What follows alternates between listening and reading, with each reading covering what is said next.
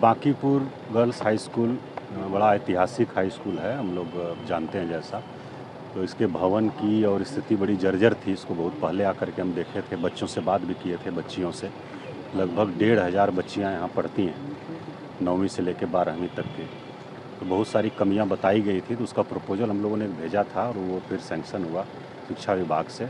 उसी का निर्माण कर मरम्मती का कार्य, रंग रोगन, मरम्मती और वायरिंग वगैरह सब था उसका, शौचालय, पेयजल इत्यादि सबका काम चल रहा है। तो उसी को देखने के लिए आज आए हुए थे। काम अच्छा हो रहा है और अंतिम चरण में है। इसी महीने में, अगस्त महीने के अंत तक इस काम को पूरा कर लिया जाएगा।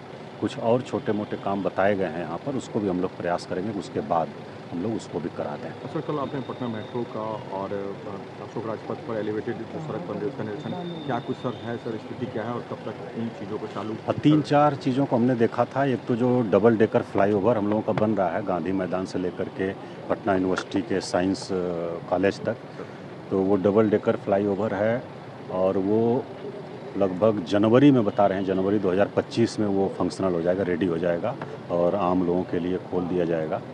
तो उसके बनने से बड़ी राहत होगी। अशोक राजपथ पर जो जाम लगता था तो उससे मुक्ति मिलेगी।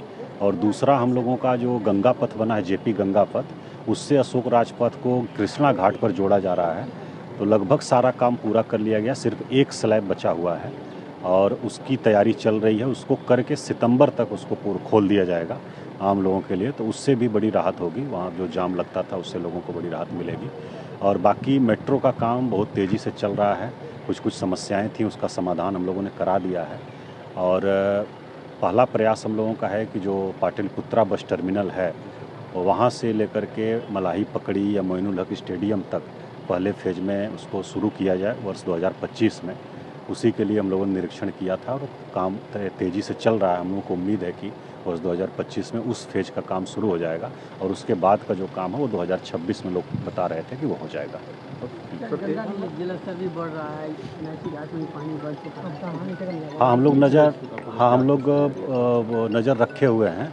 जो गंगा का जलस्तर बढ़ रहा है, सोन का भी बढ़ रहा था, गंगा का भी बढ़ रहा था, कल से स्थिर हुआ है। और कल हमने देखा भी था, गंगा का जलस्तर जा कर के भी देखा था। लगभग जो हम लोगों का गंगा घाट बन रहा है उसके बराबर आ गया है, कहीं कहीं उस पर पानी चढ़ भी गया है। तो हम लोग नज़र रखे हुए हैं। अभी कोई बाढ़ जैसी स्थिति नहीं है, लेकिन हम लोग लगातार नज़र बनाए हुए हैं। जैसी ज़रूरत होगी वैसा आगे कार्रवाई करेंगे।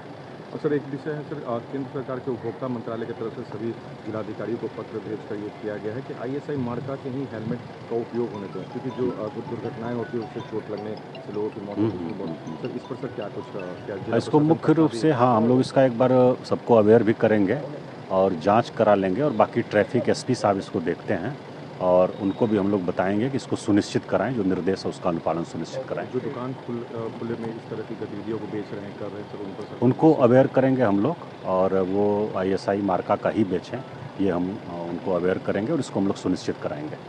Thank you. वीडियो को लाइक करें, शेयर करें, सब्सक्राइब करें और तमाम तरह की खबरों से जुड़ने के लिए बेल आइकन को ज़रूर दबाएं। धन्यवाद।